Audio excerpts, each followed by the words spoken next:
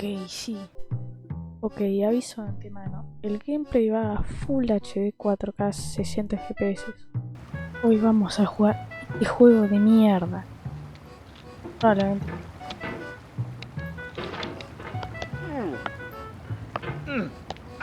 Empezamos como...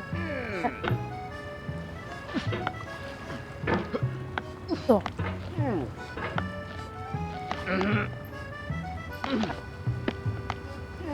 Calma.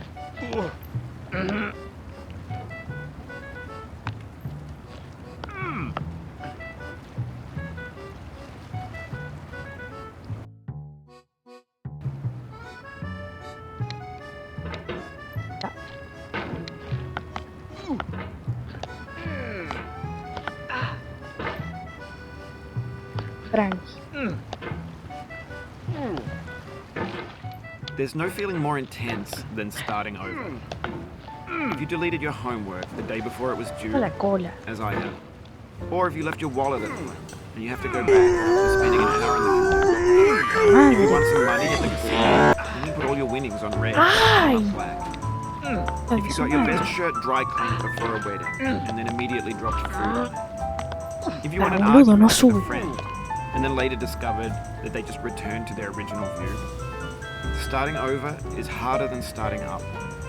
If you're not ready for that, like if you've already had a bad day, then what you're about to go through might be too much. Feel free to go away and come back. I'll be here.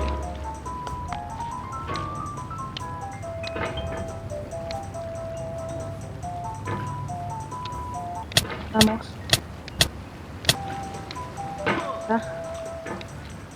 Alright, thanks for coming with me on this trip. I'll understand if you have to take a break at any point. Just find a safe place to stop, quit the game. Don't worry, I'll save your progress, always, even your mistakes. This game is a homage to a free game that came out in 2002, titled Sexy Hiking. The author of that game was Jazzuo, a mysterious Czech designer who was known at the time as the father of B-games. And B-games are rough assemblages of found objects. Designers slap them together very quickly and freely, and they're often too rough and unfriendly to gain much of a following. They're built more for the joy of building them than as polished products. In a certain way, Sexy Hiking is the perfect embodiment of a B-game. It's built almost entirely out of found and recycled parts, and it's one of the most unusual and unfriendly games of its time. In it, your task is simply to drag yourself up a mountain with a hammer. And that act of climbing, in the digital world or in real life, has certain essential properties that give the game its flavor. No amount of forward progress is unremittingly in danger of falling and losing everything. Anyway, when you start Sexy Hiking, you're standing next to this dead tree that blocks the way to the entire rest of the game. It might take you an hour to get over that tree, and a lot of people never got past it. You prod and you poke at it, exploring the limits of your reach and your strength, trying to find a way up and over. And there's a sense of truth in that lack of compromise. Most obstacles in video game worlds are fake. You can be completely confident in your ability to get through them once you have the correct method or the correct equipment or just by spending enough time. In that sense, every pixelated obstacle in Sexy Hiking is real.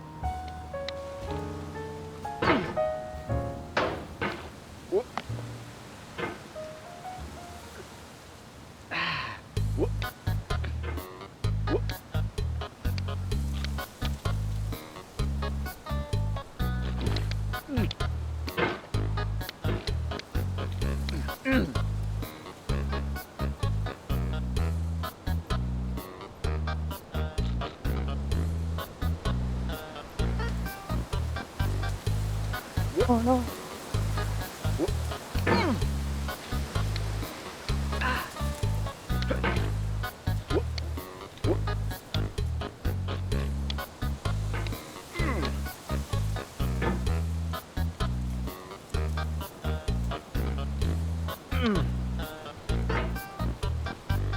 The obstacles in Sexy Hiking are unyielding, and that makes the game uniquely frustrating. But I'm not sure Jazzuo intended to make a frustrating game. The frustration is just essential to the act of climbing, and it's authentic to the process of building a game about climbing. A funny thing happened to me as I was building this mountain. I'd have an idea for a new obstacle, and I'd build it, test it, and it would usually turn out to be unreasonably hard. But I couldn't bring myself to make it easier. It already felt like my inability to get past the new obstacle was my fault as a player rather than as a builder. Imaginary mountains build themselves from our efforts to climb them, and it's our repeated attempts to reach the summit that turns those mountains into something real.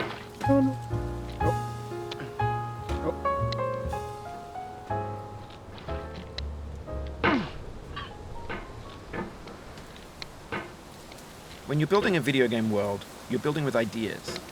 And that can be like working with quickset cement. You mold your ideas into a certain shape that can be played with. And in the process of playing with them, they begin to harden and set until they're immutable, like rock. And at that point, you can't change the world. Not without breaking it into pieces and starting fresh with new ideas. El martillo.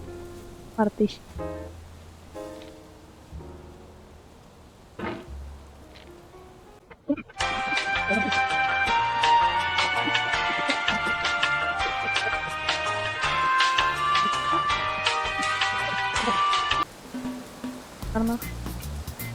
Para arriba.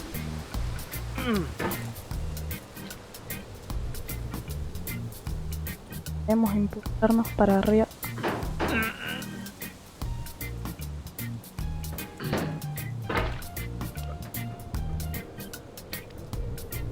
Y ahora, así. For years now, people have been predicting that games would soon be made out of prefabricated objects, bought in a store and assembled into a world. And for the most part, that hasn't happened. Because the objects in the stores are trash. I don't mean they look bad or that they're badly made, although a lot of them are. I mean they're trash in the way that food becomes trash as soon as you put it in the sink. Things are made to be consumed and used in a certain context. And once the moment is gone, they transform into garbage. In the context of technology, those moments pass by in seconds.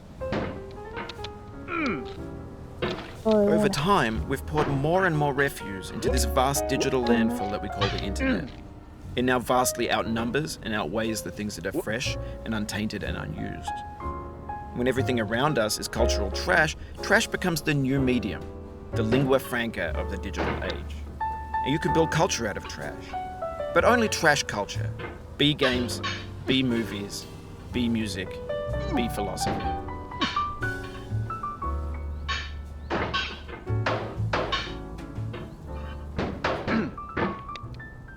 Oh, you just lost a lot of progress.